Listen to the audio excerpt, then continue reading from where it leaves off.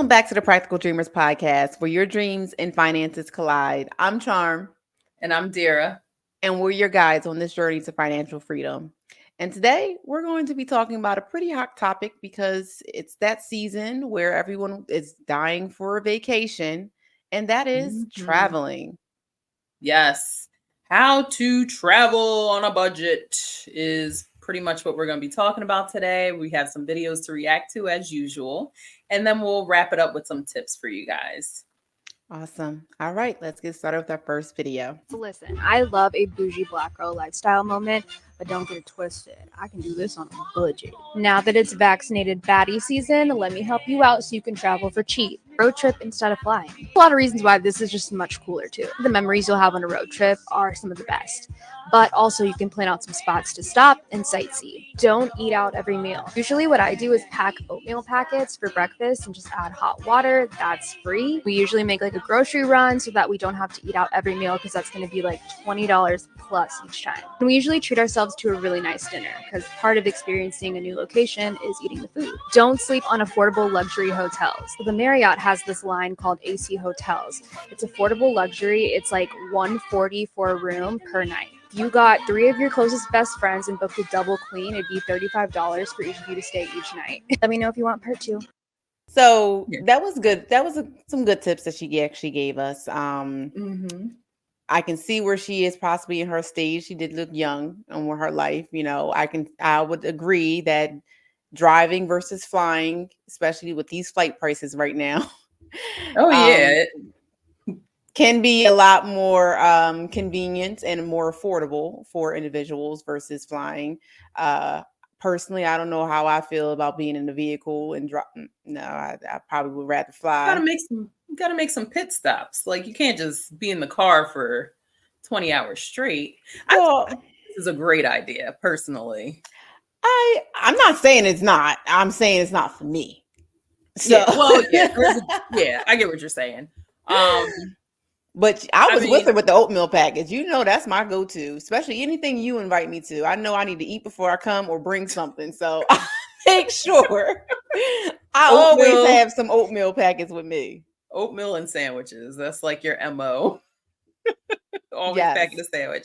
But just to elaborate on the driving thing, I think that when people think vacation, it's always like, oh, I gotta get on a flight and go somewhere. And no, you don't. There's plenty of things to discover within like the next few states over. And So I do appreciate her tip about being cautious about, spending money on food and making sure that you're Mhm. going to the grocery store wherever your stop is and planning out your meals versus going to the restaurants. That's very Mhm. smart.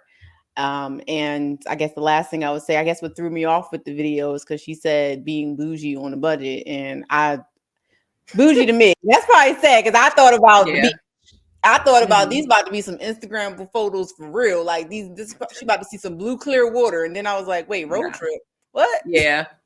And I mean, I don't think the sharing a hotel room with 4 people is very bougie either. However, it's a No. great way to save money when there's, 2 queen size beds and you all can share. And I mean, I I haven't mean, done that in a very long I time, was but going to when I say was we've had those younger, I was humble all for it. beginnings.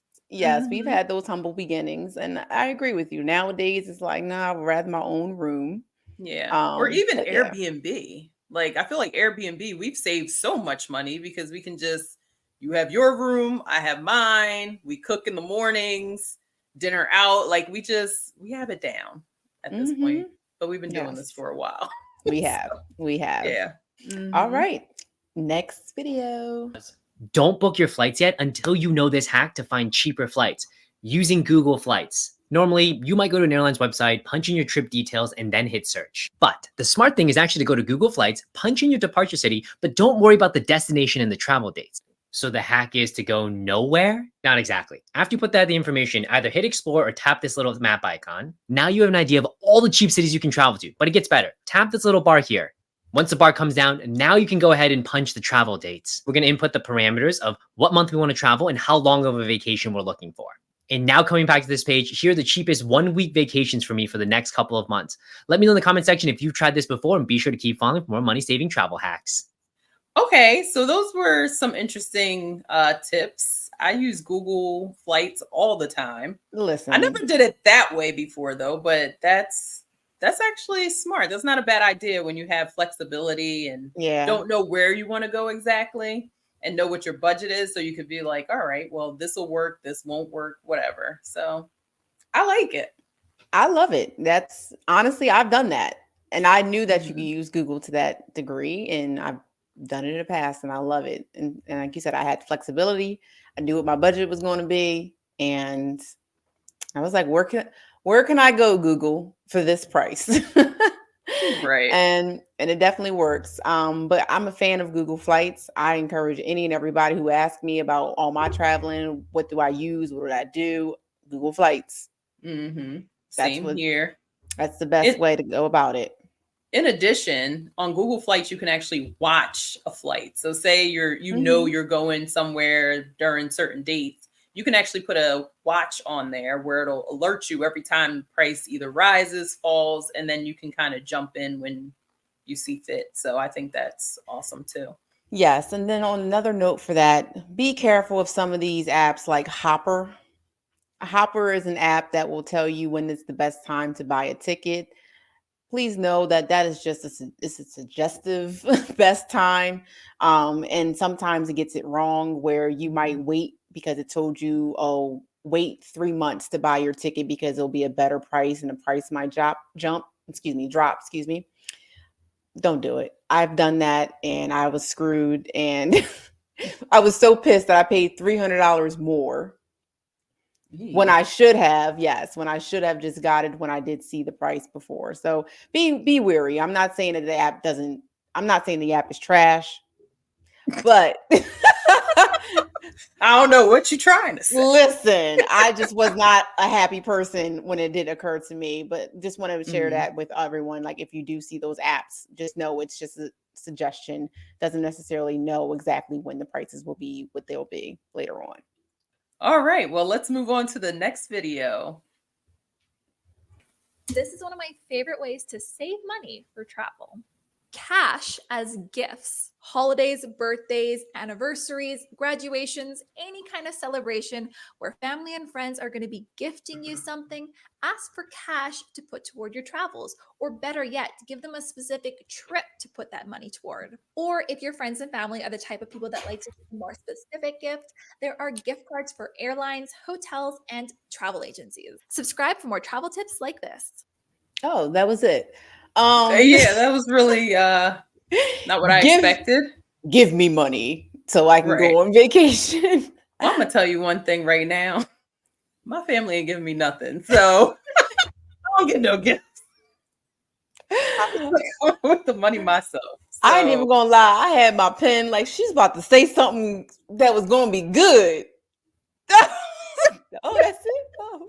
we are sitting here left to desire. Oh goodness. Well, Well, clearly for she has those a of very you, nice family. yes, she must.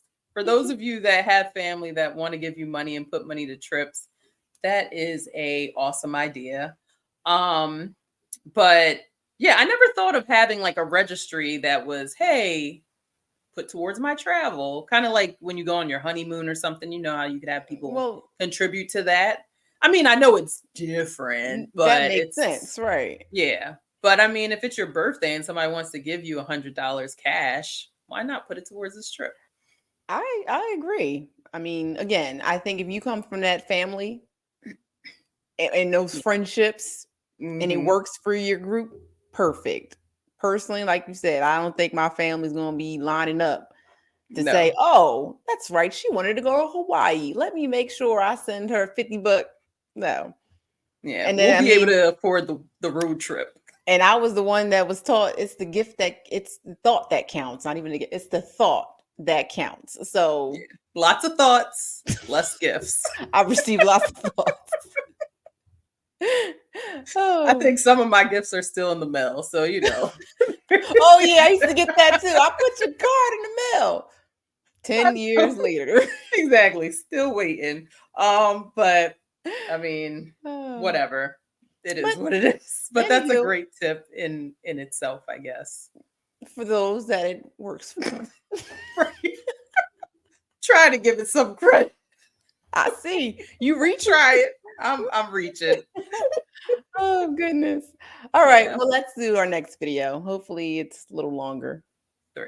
Rising inflation means the dollar isn't going as far as it once was. This may seem like bad news if you're planning to travel, but by following these tips, you might be able to offset inflation's toll. First, don't wait. Travel experts at the Points Guy recommend booking sooner than later for flights and packages while prices are still relatively low. Bank on unused card points or miles too. If you collected reward points while you were home during the pandemic, maybe a good time to use them to buy round-trip flights or hotel stays. And let's not forget, as inflation heats up, just like with the dollar, the value of every point diminishes, so book soon. Consider a local trip too. If you're not into flying right now, I get it. Explore your own community with a staycation and bank on your affiliations. Last tip, students, AAA members, and AARP card holding members can often score discounts on attractions, shops, and lots more. Happy travels. Okay. I like her tips. Yeah, great information. Unlike Hopper, she said, get your trip now. Listen, I'm telling you, I didn't say that app was trash. But No, yes, I no agree. one's saying that. Get your tickets sooner rather than later. And then also talking about the points.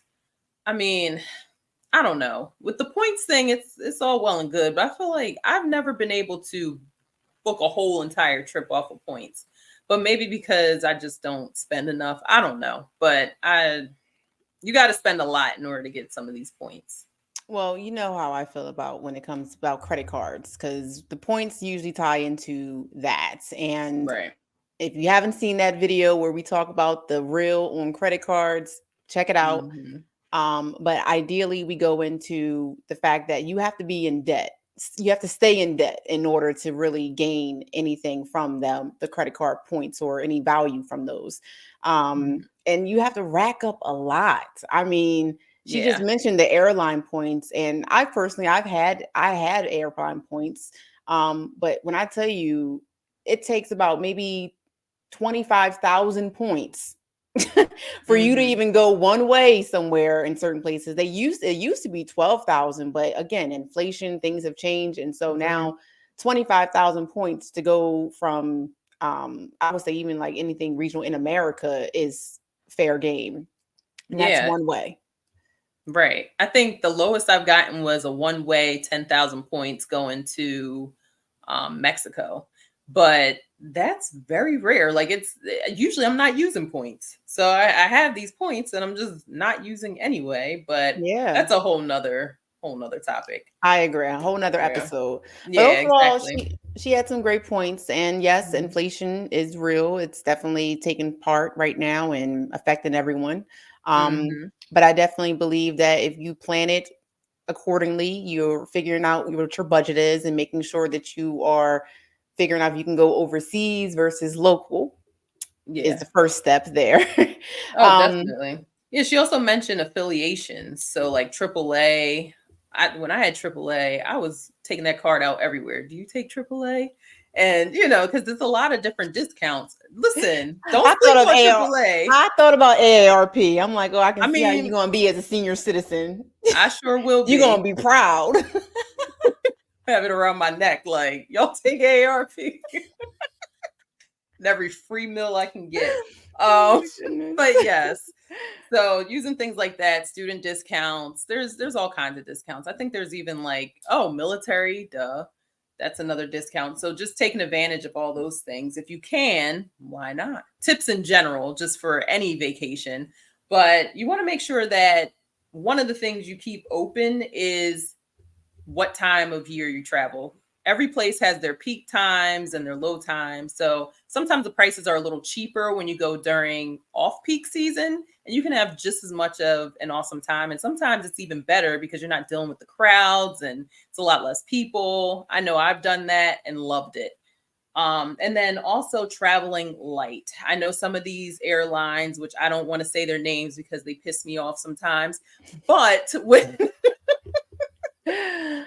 you travel light, it makes it a lot easier in terms of having to pay more. Like if you're able to get one of those bags, there's certain bags that are made for airlines that, you know, they want you to fit into that personal item or whatever. They're on Amazon. This isn't sponsored, whatever. But anyway, you can get one of those. And if you're able to keep to that bag, you've now shaved off like a good 100 and something per trip in just the cost of your bag. And also, some airlines allow you to have a carry-on, and I never check anything because for one, I want to keep it moving, and for two, it's just cheaper usually.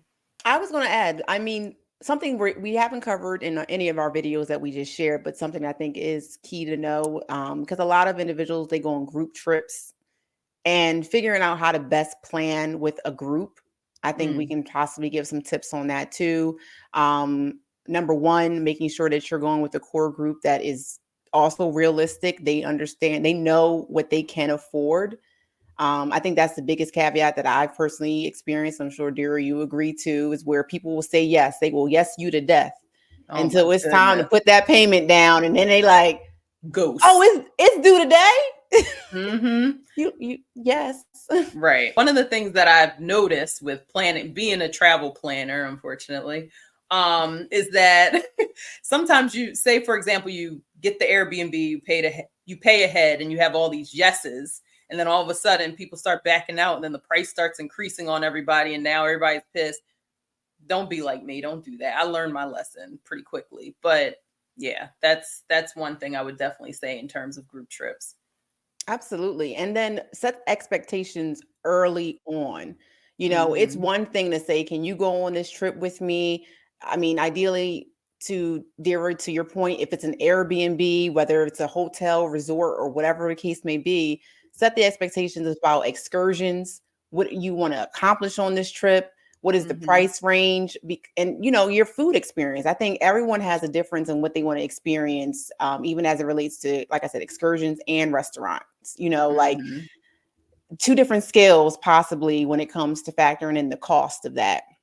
So have those conversations. I'm one to create an itinerary, an ideal itinerary where I give options, you know, where it can be like, oh, I want to, does anyone else want to do this type of excursion? These are the prices. These are the restaurants that are out here. These are the prices or the price range for the food. Because it's nothing like being on a trip and the vacation goes sour because you're arguing over things that you possibly could have actually communicated about prior to. Also ask questions. I mean, that's also another thing. I've not asked questions and got surprised. For the person who doesn't want to pay that amount, like I've been in those situations where it's, man, I wish I didn't have to pay this much, but you're paying more than you expected because you didn't get all the information up front. Well, you know me. And if I can add to the listeners out there, I love Google Forms. So planning a group trip, I've literally sent my girlfriends a form asking what was their budget. I gave 3 different ranges. Where are you ideally wanting to travel or able to travel to? I put like different locations from America to overseas and things like that. And yeah. And dates. You put and dates, like what date range weekend would work. Yes. And what date range. Thank you. So you remember. I do. But that came back to me in a lovely spreadsheet. But that information, but I was able to look at that, gauge and see, and then we made a determination of what range fell with everyone. And it made planning a lot easier. Like it took the pressure off. And it took some people out. Like they just knew like this just isn't for me because you know, you have the data. So I think that was actually really kudos to you. Thank you. That was a good idea. Yeah. So yes. Yep. All right. Well, actually one last thing with that, because I think, you know, we can tie this in here and we can make a separate video on this too, but I think it's also baecation season. And traveling with a significant other, ideally, everything we just mentioned with a group trip can actually apply as well with traveling with a significant other, especially if you are not married or something like that. I think with marriages, of course, I would hope you have already traveled with your spouse by this point. But if you're dating someone and it's new, having that conversation, to Dira's point, asking those questions of who's going to pay for what or what the Mhm. expectations are. I know, ladies, we feel as though a man should pay for everything. But again, and if you do find that man, great for you. It's not, I Congratulations. was going to say, listen, great for you. It's Congratulations not on the finding norm. that. It's not the norm. But ideally, if you don't have that person that's open to paying for everything, have that conversation. I know previously Mhm. when I've dated, actually when my spouse and I were dating, he wanted to take me to Miami, and it was early on, and I was kind of like, well, what's paying for what? So we broke it out. He paid for the flights, hotel, and then I said, oh, okay, I guess I can cover food if you don't mind. But of course I asked because I didn't want to impose if he felt like he wanted to cover Mhm. everything. But I think just asking those questions, we had that conversation early on before we went on the trip, and it made for a smooth vacation. I Yeah. mean, There's no awkwardness yes, because it's all already on the table. yes. It wasn't like that check came and everybody just looking like, what we do? Right. Yes, for real. For real. So basically communicating. Mm-hmm. Yeah. So, as always, guys, thanks for watching. And if you like this video, give this video a thumbs up in below, in below. And then make sure that you comment, subscribe, share with others. I think a lot of people would benefit from some information with the summer season coming. So, until next time. Don't forget the magic of being practical.